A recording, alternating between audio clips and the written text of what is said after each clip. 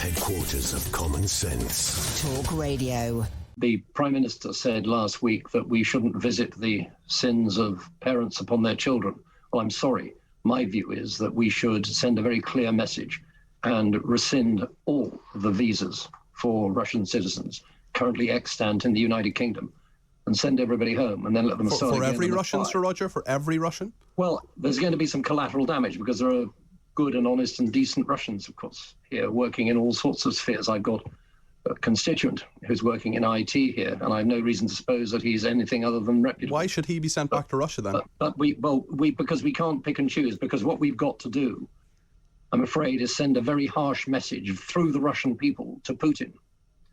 The only way this message is going to get through is when, and it may seem facile, to say, well, we're not going to play football there and we're not going to take part in the Eurovision Song Contest. But for the ordinary Russian, these things do actually matter. But it's interesting you're saying... Sorry to interrupt you, Sir Roger. At every level. Sorry, go on. Sorry to interrupt you, Sir Roger. You're saying that everyone who is Russian, everyone presumably with a Russian passport, should be expelled from the UK, every single person, including your constituent? I think pretty much yes. I'm afraid so. A lot of people would find that quite harsh. I'm prepared to think this through more than perhaps I have done already. But it is absolutely the case that, for example, we've got hundreds, literally hundreds, of Russian young people in private education in the United Kingdom. Their education is being paid for by money stolen from the Russian people, by oligarchs. They should go. It's harsh, but they should go, because unless and until the oligarchs start to scream, Putin is not really going to feel the heat. The measures that we're taking are fine and right, I believe, and proper, and I'm welcome enormously the support, particularly what's taking place in Germany and other European countries and what we're doing ourselves.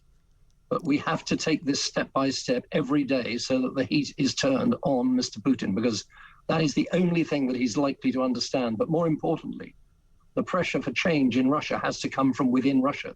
We're not going to do it. The European Union's not going to do it. The United States isn't going to do it.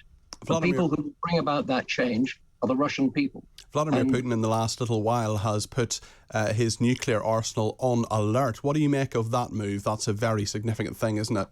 There is a very real danger indeed that, first of all, in Ukraine and subsequently possibly throughout the rest of the world, the military activity will be escalated. Whether it'll be escalated to nuclear level, God forbid. But there is a lot more and a lot more unpleasant that Putin can and may very well do as he's cornered to the people of Ukraine, which is another reason why I believe that we should be looking very seriously indeed at the manner in which we receive refugees into this country. Okay. I'm afraid I'm old enough to remember 1956, when the Russians crushed the revolution in Hungary. Then we opened our doors and we just welcomed people with open arms. I want to see the United Kingdom, without equivocation, without visas, doing the same thing again. Okay, Sir Roger Gale, the Conservative MP for North Thanet, thank you so much for your time this afternoon, and thank you as well to Anthony in Nottingham, who has texted me to say the president of the brave Ukrainians may have been a comedian once, but he is and will turn Putin into a joke, and that will make him look like a thug clown. Anthony, I think you're absolutely right there. It's fascinating that Zelensky, who was laughed at, I suppose, rather appropriately, at the start when he became president of Ukraine, is now someone who very seriously is leading his nation. And we heard earlier from those two very interesting people in Kiev and around Kiev that he is someone who Ukrainians are really uniting with. Ukraine's neighbours, of course, we talked a little bit with Sir Roger there about millions of refugees.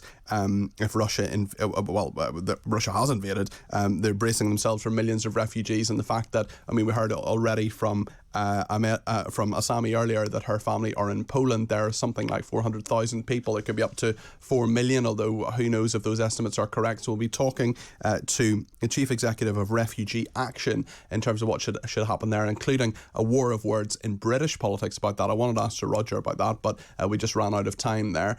So we'll get more on that in just a few minutes here on Talk Radio. Good talk. Hot talk. Bold talk. Talk Radio. Listen on your smart speaker. Watch it live on your smart TV. The world headquarters of common sense. Talk Radio.